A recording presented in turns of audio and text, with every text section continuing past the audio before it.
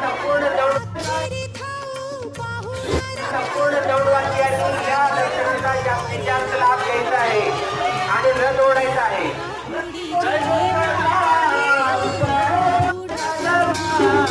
जय Jagannath स्वामी